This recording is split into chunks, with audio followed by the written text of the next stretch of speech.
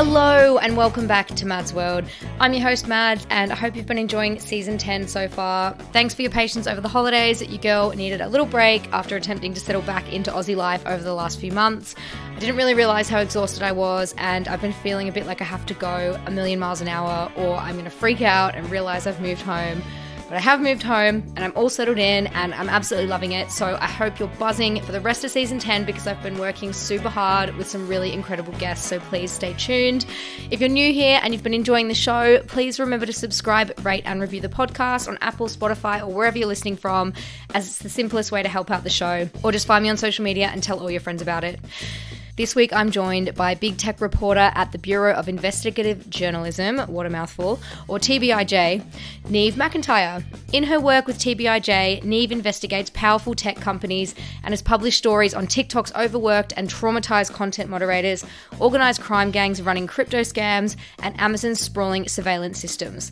Before joining TBIJ, Niamh was a data journalist at The Guardian for 4 years. Her most recent article for Wired explores the dating app content moderators who are struggling to keep platforms safe for users due to the challenges faced on dating apps such as Bumble, Grindr and Hinge. The piece sheds light on the psychological toll of their work, with moderators exposed to explicit and harmful content, including instances of harassment, violence and other illegal activity. The job involves making rapid decisions on flagged content, often leading to emotional distress and trauma for the moderators.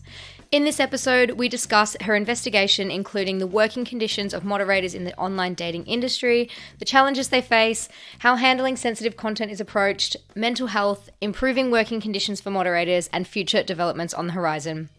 Trigger warning for this episode, we do talk about online harassment and abuse. Hello, Niamh. Hi, Maddie. How's it going? Yeah, really good, thank you. It's so nice to have someone from England on the pod. Although, are you Irish or English?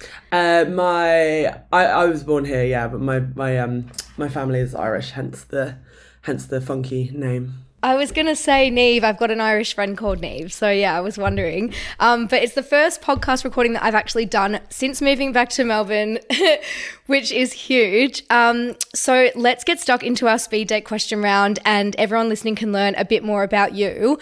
What is your favourite pop culture moment of all time? I really love like really trashy reality TV. So I was excited about this question. Recently, I've got super into Vanderpump Rules, which is like a Bravo show set in the US about like really chaotic, messy, hot people who work in a restaurant in LA. And obviously this year it had this like massive cheating scandal that like propelled the show to new heights of drama. So yeah, I think that's my current pop culture fixation. I love that. I feel like my friends are really into Vanderpump Rules and I am a big reality girl, but I've never really gotten into it. But do you know what? I did get into when Disney launched the Kardashians, like the relaunch, even though it's all about their careers and it's less like drama. I feel like that reignited my love for the reality vibes this year. Yeah, well, there's a new series in January, so maybe that could be your time, your entry point. My entry point. Yeah, I love that. My next question is, can you tell me about a failure or a moment in your life that taught you something really valuable? I think it's maybe not a failure as such, but just something that was pretty difficult was I've kind of for the last 2 or 3 years been dealing with some annoying chronic pain that like can't really be, the source of it hasn't really been able to be identified or treated really. So I think it's just taught me to be quite patient and like resilient, and it was really, yeah, it made me, have to change a lot of things about like I've always been quite like a sporty, active person, had to kind of rethink how I did that. But I learned some really good kind of coping strategies for those difficult kind of moments. So I think, now I'm kind of managing it all a lot better. So I think I did learn some like valuable things, even though it kind of sucked, and it kind of sucks. And there's nothing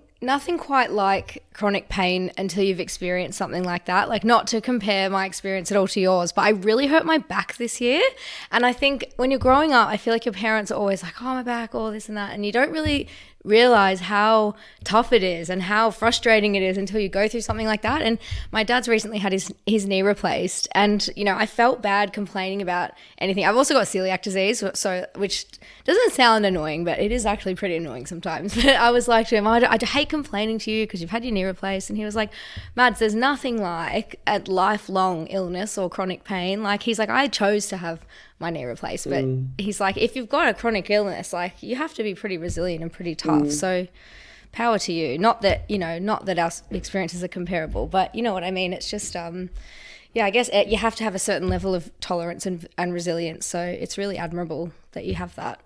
Yeah, definitely, and a lot of patience. I think I've I've got back into cycling by increasing the distance that I was cycling, like super slowly. So, which is it is not, I would say, not usually in my nature to be very patient. So I think I've learned to be a bit more patient about things. So that's a positive as well. Patience is a great quality. I think that's something I've learned through, I think it's just something you learn as you get older as well, being patient with people, because you learn that everyone like moves at a different pace. And even like, I always see this on memes and stuff. People are like, I hate slow walkers, or on Hinge, people are like, I hate slow walkers. I'm like, just go around, like, get over it.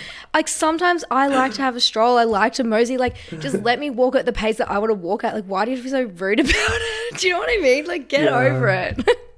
God, that's so true. Yeah, I haven't been on that app in a while, but that is such a trope. Oh, mate. One of the the classic 5 Isn't things it? that people say on a dating app, isn't it? Yeah, so unimaginative, guys. Right, and I've just moved back to Melbourne, so I'm trying to test out the waters here on the dating apps, and I'm starting a new TikTok series where TikTok has to help me find my new boyfriend, because I decided I'm 30, I kind of want a boyfriend. I haven't had one in a few years, and I'm sick of not having a crush. So I feel like my life's kind of boring at the moment. All I do is work, so I need something a little bit exciting to get me going. That sounds fun. I look forward to following your journey. Thank you. My next question is, if you could have a heart-to-heart with your younger self, what would you say? It would be something around kind of be a bit braver and take more risks. I think I'm quite a risk-averse person. I don't really like to get out of my comfort zone too often. I'm quite scared of fail. So this is something that I'm still trying to work on, but I think it would be like, don't be afraid to sort of try things and fail, because I think I definitely was when I was younger, and sort of, it's something I'm still working on. And I think, when you're young, that is the time where you can take risks and try things and fail. And I think sometimes I was a little too scared to do that when I was younger. Yeah, I've got 2 thoughts on that. And the first one was that I'm in a position at the moment where I'm 30 and I've just moved home. And I think I was saying to you before we started recording that I'm hoping to like try and do creative stuff or do the podcast full time. And it's not often that when you're in your 30s that you get to sit back and look at those crossroads and think, what do I actually want to do? Because I'm living with my parents at the moment until I figure out my life pretty much. But I'm not paying rent. There's no massive pressure. I'm sort of like, oh, this is such an opportunity for me to really think about like what I want to do. And it's really, really exciting. So I totally feel you on that. It's like you've got to capitalize on the times when you can take risks and still have a net to fall back into. Yeah, it sounds like it's definitely a time to take some risks, and I hope it all works out. I know. But it must be a big transition at the moment. Yeah. It's a huge transition at the moment. And the other thing I was going to say was things like what you were saying about you're still working on it. I feel like there's certain things in our life that everyone's sort of like, oh, you can only be with someone else until you really know yourself, or you really trust yourself, or, you're in love with yourself. But I feel like that is a life's work in itself. And you're never going to get to a point where you're happy with the amount of risks you take, or I'm happy with, how, like, I have this complex about feeling like I'm a selfish person or whatever. But I feel like that will just stick with me. And it's like, you sort of just have to get on with things sometimes, and they are just going to become a life's work. But I suppose if it's something that you're conscious of, you can just work at that, Yeah, that's true. I think being self-aware one step at least, even if you don't really take any action to change things. Yeah, 100%. My next question is, tell me about a book or movie that has impacted your life. So this is a new question that I'm going to ask everyone on the podcast because I am such a culture vulture. I read so many books. I did my Goodreads Wrapped this year. So it was like Spotify Wrapped, but it was your books. And now I'm oh my God, how many books did you read? So I actually read 5,018 pages. I don't know if you thought I was going to say books there, but it wasn't 5,000 books. It was 5,000 pages. But yeah, it was I think it was 18 books, which is more than one a month. So I'm like that. And I read A Little Life, which is fucking long. So, I did all right. That's good going. Yeah, I have such a love-hate relationship. I have such a love-hate relationship with Goodreads because I think I also use it. But I think it really incentivizes you to just read a certain kind of quite short readable book, because then you can just tick another one off for the list. And it kind of I read a book I read recently was an 800-page kind of non-fiction history book, and it took me a fucking long time to read. And then for Goodreads you're oh, damn, I'm really not keeping up with my tally, but I do overall quite like it. I think it makes you read. I do think it's good at making you read more. 100%. And I always what I find really motivating as well is that you can add in the page number that you're up to, and it tells you the percent that you're through. So once you get past halfway, you're right, it's the home stretch. I'm just going to get through and finish this one. Yeah. No, I do love to gamify anything. So yeah. But anyway, to go back to your question. Yes.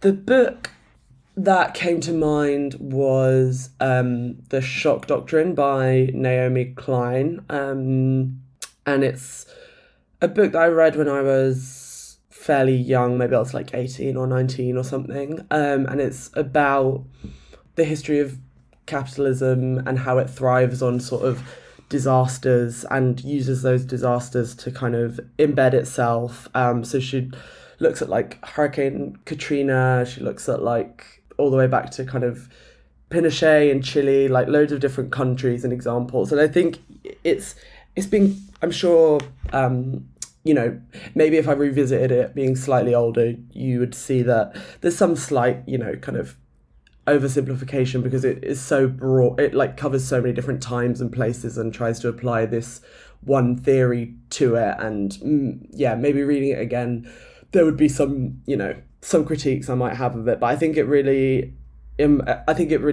sort of shaped my kind of early formative kind of political understanding, and I think it's just it seemed like a really inspiring work of journalism. And she's the author Naomi Klein is a real hero of mine. So that's the one that came to mind. That's awesome. You know what? I love when you remember a book that really shaped a certain aspect of your personality, or it defined your love of reading. And I think sometimes when you get into a slump with reading, it's hard to get out of that. I find that whenever I'm reading a hardcover book, because I just can't be asked opening it because it's so big. But recently I was reading a book called Monsters by Claire Dederer, and it's sort of similar to what you were saying in regards to capitalism, because I find learning about capitalism really fascinating. But there's so many different opposing opinions that you sort of don't really know where to start sometimes, and you don't know what to believe. I guess that's a lot of things with the internet, especially at the moment. But this book Monsters by Claire Dederer was fascinating. It was all about cancel culture and if you can love the art and not the artist. And there's this one part about she calls them culture makers, and they're essentially marketing teams and the people that decide what is going to be cool, kind of like tastemakers, I guess. And it's all about commodifying a person or an artist. So I guess in the way that Taylor Swift has made herself into her own brand sort of thing, and capitalizing on that obsession and the concept of obsession, and using the pillars of true obsession, which is actually really unhealthy, and marketing products to people. And I just find it all so fascinating, because people will be like, oh my God, I'm obsessed with Taylor Swift, I'm obsessed with Beyonce, whoever it is. And the way that they use that to sell things is so interesting to me because it's like, oh my God, like I am a part of, and I work in advertising as well. So maybe that's why I found it really fascinating. But yeah, I just love when you're like, oh, I just want to talk about this book all the time.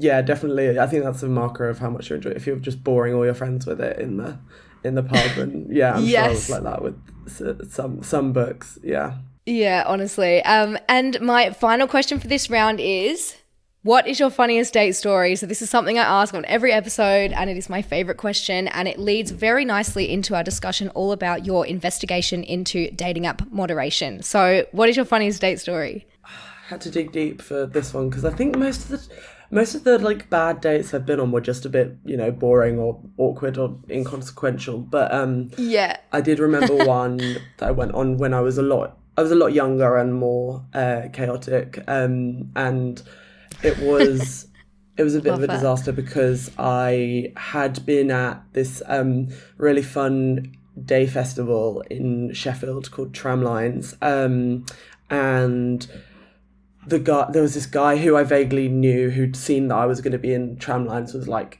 oh, do you want to go for a drink while you're here? And I was like, yeah, sure. But I sort of didn't really plan adequately for the fact that I was at a festival drinking all day and then went on a date completely trashed. No. And he turns out had driven to the pub and wasn't drinking. So it was just a real mismatch of energies. And then I subsequently, but it wasn't so disastrous that he never wanted to see me again, because we did then go on 2 or 3 more dates. But on the second date, I kept trying to like wheel out, my like funny stories and my go-to date anecdotes. And he was like, yeah, I know, you told me that last time. And I was like, fuck, so embarrassing. Oh, and then no. Our next date was also so you've had to weird. pretty much repeat your whole first date. Yeah. Well, for me anyway. He went on the same date twice, I guess. Oh, no. Again. And then, on a subsequent date, then also got a bit weird where his dad had like a membership to a fancy private members club, and then the next morning he was like, oh yes, sorry, I'm going to go to breakfast, but you can't come because you're wearing trainers. See you later. And I was like, wow, harsh. Oh my God. Are you serious? That's so rude. Yeah, I know, right? Yeah. So yeah. We didn't last long. No, I mean, good riddance. See you later. That's the thing. You don't want to go out with someone who gives you the ick when they do things like that. One time a guy tried to take me to Soho House on a date and I was like, shut the fuck up. I'm not doing that. Ew. I know. They're always really underwhelming, private members clubs. Honestly, we used to go a lot for work in London just because people have a membership because they can expense it or whatever. And when you're there, you're like, everyone here thinks they're famous and they all suck.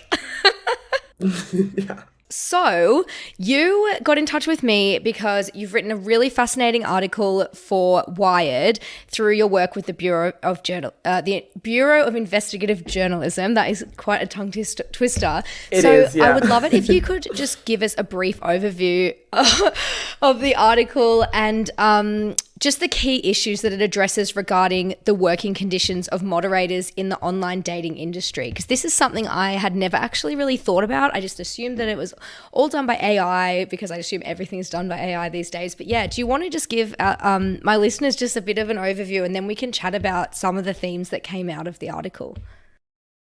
Yeah, absolutely. I think, just to pick up on something you said about assuming it was done by AI, I think that's what a lot of people would assume. And I think over the past kind of year or so, I've been reporting on kind of stories which are basically looking at the people behind things that, people would think are done by AI, but they're actually often done by underpaid, overworked people in other countries. So I think that's, kind of an interesting starting point. But the piece basically looks at how content moderation and safety procedures work in the online dating space. So we wanted to try and take kind of a broad view. So we looked at Grindr, obviously the most popular LGBT one, Bumble, and Hinge, which is owned by Match Group, which they're like the biggest company in the online dating space. They own Tinder as well. They own loads of other brands. So we thought by trying to look at 3 different companies, we kind of had an industry-wide view, and so we set about basically just trying to speak to as many dating app workers and particularly content moderators as possible. So we ended up speaking to around 45, and they were mostly content moderators, but we had some kind of executive types as well to kind of have a different sort of more corporate view. And what emerged really was that workers kind of reported they had a lot of kind of traumatic experiences at work, because they what they're doing is basically either looking at kind of automated flags. So if somebody uses like a slur in their profile, or a reference to drugs or something, they'll look at that. They might similarly, if you type a message that has one of those flags, they'll go in and look at that. But also they might be looking at kind of images and videos that people have posted that might contain some really like horrifying stuff. And then also if you have a really bad experience on a date and you file a report about somebody who assaulted you, that those are the kind of things they might have to look at as well. And people said that the sort of impact of the child abuse material, the sexual assault stuff, other kinds of violence, it was like just really, obviously you can imagine if you're looking at that on a regular basis, it really can get to you. So that was kind of the first key finding, just people are really dealing with a lot. The second key finding was kind of around some of the targets that people had, and the time they have to sort of review a piece of material. So it could be that you have a set target of 120 reports an hour, and it doesn't leave you very long to kind of get through that report. And I guess then the sort of related third point was around sort of understaffing and delays in kind of responding to dating app users. So that came up across a couple of the apps, and could obviously have an impact if you've reported somebody, but there's a queue of thousands of tickets and it takes somebody a couple of weeks to get to it or something. That was a scenario that one person did outline. Obviously, sorry, I'm gonna have to throughout give the company responses just briefly, and the companies did, when we put all of this to them, they did say we are sufficiently resourced, we have enough people, the targets are set at a reasonable level. So just to say that's their view, their view was kind of a little bit different to the one we emerged with. It's also impacting the users like you and I. So I guess if you've gone on a date and you need to report someone, not only are you impacted because you don't get, not that you need proper support back from an app, but you also need to, not that it's up to the person, but that person can go on a date with someone else, and if their account isn't blocked, or if appropriate action isn't taken, then they're just going to go out with other people, and then there's the potential there to do that as well, which I think is not to say that there's onus on people to report that behavior, but the onus is on the dating app companies that are having this behavior reported to them and they're not acting quick enough or in an appropriate way. Yeah, I think that was definitely a point we wanted to kind of look at as far as,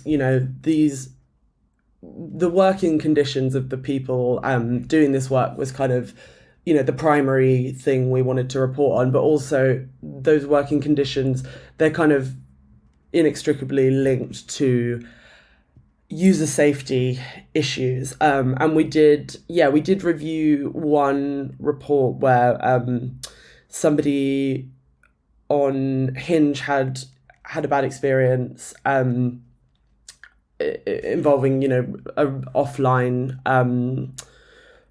an offline instance of kind of assault and reported it to Hinge, and for whatever reason, we don't know exactly why, but that report was missed, and then only when I spoke to this person and they chased it up with Hinge did the person get banned, and that was nearly a year later. So that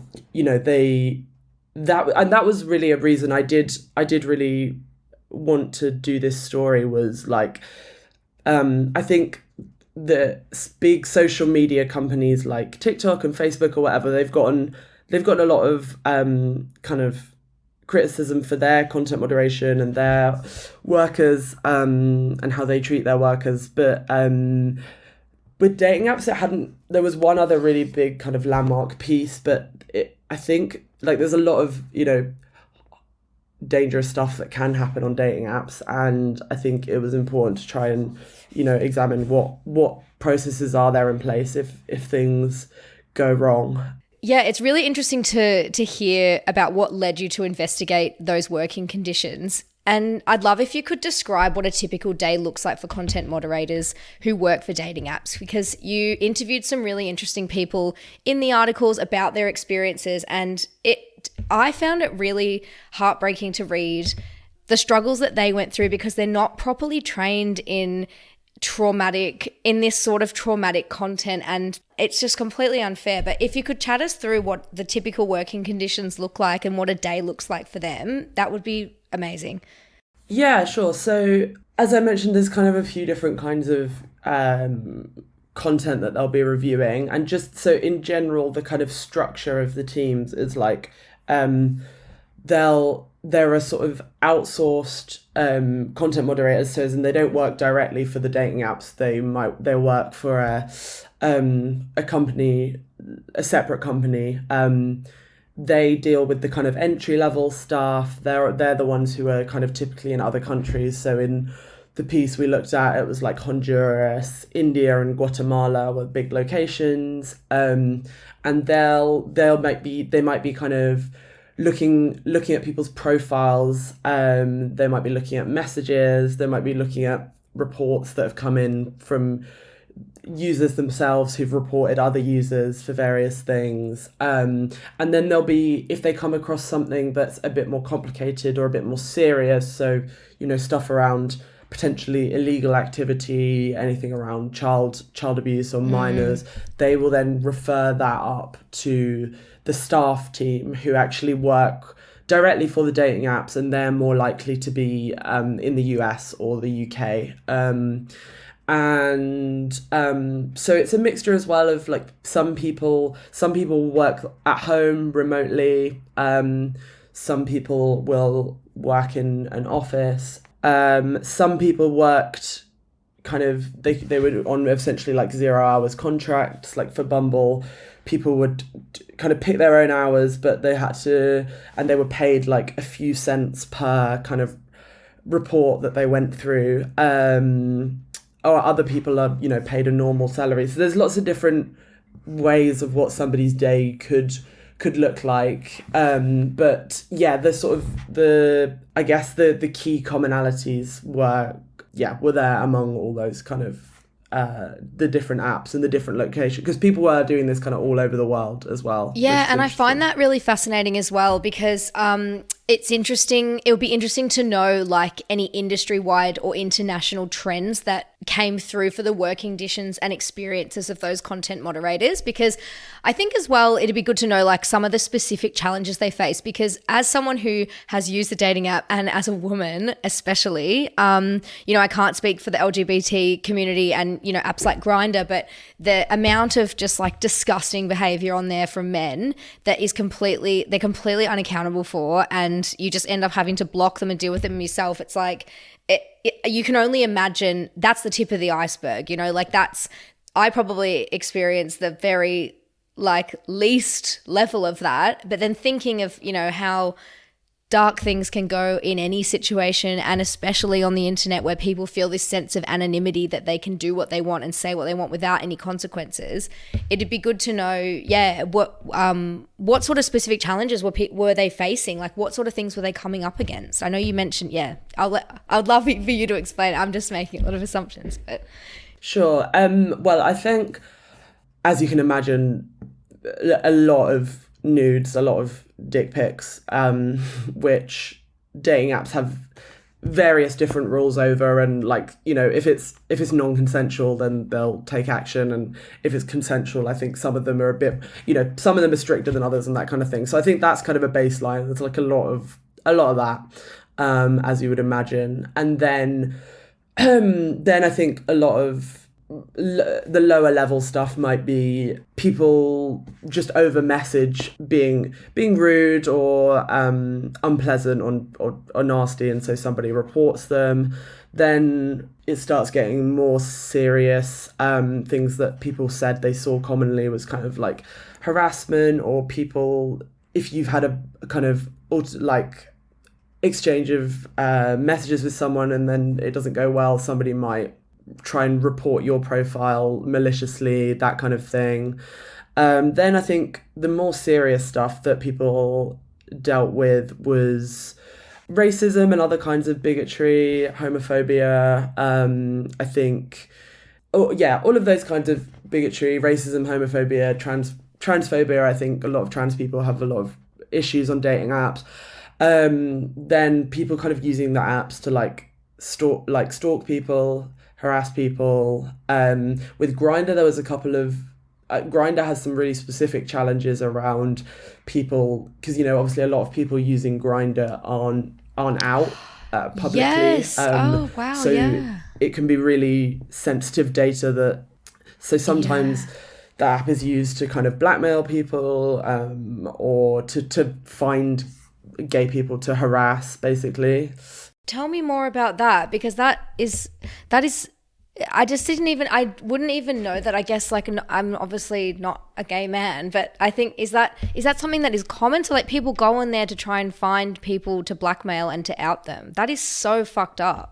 Yeah, it has been used in that way, and also reports of there's quite a few, even in like Human Rights Watch actually did some really important research on also like police using Grindr in countries where homosexuality is either illegal or kind of a legal grey area, to like find people. So yeah, oh my God. there's a lot of Grindr has a lot of challenges specific to sort of being the biggest global LGBT app. So yeah, there was all of that, and that was something that people did say, particularly the moderators we spoke to. There was kind of a specific thing that came up for some of them who were LGBT themselves, because Grindr had made a well-meaning effort to kind of recruit people who were from the LGBT community in Honduras, where their outsourcing company was. But then some of those people said, like, when we have to see the things that people do to queer people, it hits harder, because it makes you think, like, it makes you aware of being vulnerable and how that could have happened to them. So yeah, that was an interesting thing that I don't think we ended up putting in the piece, but it came up with some of the queer members of that team. And then I think the most, just to finish off the question, I think then the most hardcore and upsetting stuff was child abuse. And like, I really didn't realize before starting the reporting process, but dating apps are there's a lot of child abuse material on there, or people using them to try and talk to young people, try and groom young people. So that obviously that's probably the most upsetting thing you could see as a dating app moderator. And then also the people who the sort of staff safety specialists, the ones who they'll deal with the more senior the more complicated cases, they will have to deal with a lot of kind of reports of people talking about sexual assault, and that I think was the other thing that people said was like really, really upsetting to deal with. So it's all a lot, and I think the thing is, I think interestingly, some people said as well, like, obviously there's the most horrible category with the child abuse and sexual assault, but a lot of people said actually also just the low level stuff was quite upsetting as well, just like the constant stream of people being people being like bigoted or being nasty, or, you know, just like it all kind of built up was what people said as well. The frustration you must feel to be seeing that and to be experiencing it and having no real ability to prosecute someone or arrest them. Like, police are trained so thoroughly in dealing with these things because there is such a thing as secondary trauma, and like taking on board those traumatic experiences, they have to be so delicate with it. But these people are being paid what, like 2 cents per resolution or something? Like, they're not being trained psychologically in how to deal with all of these things. And I think if you look at the comparison of the onslaught of stuff that they're dealing with, like even police, like, you know, if they have 10 cases a week, and especially when you first start in the police, I've been told there's a lot of like domestic cases and things like that. There's nowhere near dealing with 120 different real life cases in front of you in one day of work, you know, and the amount of training they receive in order to like receive that information in a way and process it somewhere externally. I mean, I'm not a psychologist, but you know what I'm trying to say. It's just, it's so sad. Like the amount of mental health issues that these moderators must experience as a knock-on effect of that work is just devastating. Yeah. So another thing we obviously wanted to look at was kind of around what kind of support can they access, and it varied. It did vary, and I think that in fairness to the dating apps, it is something that they are aware of and have tried to improve over the past like couple of years. Because the people we spoke to who'd worked at these companies 3 or 4, 5 years ago, some of them said, you know, there really wasn't anything in place, and now they all do have something in place. It's just that there were still some issues around. Yes, they should. Access. Yeah, of course. Some people, you know, you could see a psychiatrist through your health insurance. You could, you know, access like wellness stipends that you could spend on things to kind of help with your mental health. And some of them had like a kind of on-site psychologist who you can make appointments with. But I think there's still some issues around, like, for example, Bumble uses freelancers, the ones who are just paid a piece rate per cents per message, and because they're freelance, they can't access any of that, as far as we were aware, and that I think is definitely we spoke to one freelance moderator for Bumble who did have to deal with some of those really upsetting child abuse cases, and there was nothing available for him. So even though I do think the dating apps have worked to improve what's available, there's still some issues around, you know, making that accessible to everybody doing the work, whether that's freelance or outsourced or people on staff. So and I guess also just, I think as well as the mental health support per se, there was also stuff, I think, just around like building more breaks into the day that I think can be helpful. You know, some people said if they did get something upsetting, that they weren't always able to just, you know, take a moment and kind of step away. So I think that could also be something that would improve your ability to kind of process all of this. As a user, I feel like I would be, like, I'm trying to think of potential solutions for this. And I guess as a user, I would be comfortable with scanning my ID or my passport in order to make an account if everyone else had to do that. And I'm like, it maybe, because I think that the reason, it's part of a wider issue, right? You know, people behaving badly on the internet. It's this sense of anonymity that people have, that they can say what they want, do what they want, and there's no repercussions for anything. Like, I think that was another thing what I was going to say earlier when you were speaking about just the amount, even just like the top level, like hateful comments or just rudeness or anything like that. Sometimes when you get too deep on social media, and I need to have a step back and have a break, because you'll click on the comments of anything, especially those massive viral pages that just have like, they report on, you know, pop culture news or whatever, or like, you know, horrible stuff about wars going on and all those things. You go in the comments, it's honestly the most grim place on earth. It is honestly where hope goes to die, and people are just so rude. And I find it really it's not even frustrating. It's just like disappointment that I'm used to, which is the worst feeling ever. And you're like, people suck. Like, no one has anything good to say because they think that they can just write whatever and it's completely anonymous. So it's like, even on social media, I'm like, make me upload my license. If that means that this person with 2 followers and no profile picture can't go around calling people fat, yeah, take my passport. I don't care. Like, please sort it out. But what other solutions do you see to improve the working conditions for content moderators? But also, I guess, how can we tackle, this is the golden question, how can we tackle the wider piece of just people, I guess it's such a big question, but what would you say is the potential solutions here? Yeah, no, that is a big question. I think just on the kind of ID and verification point,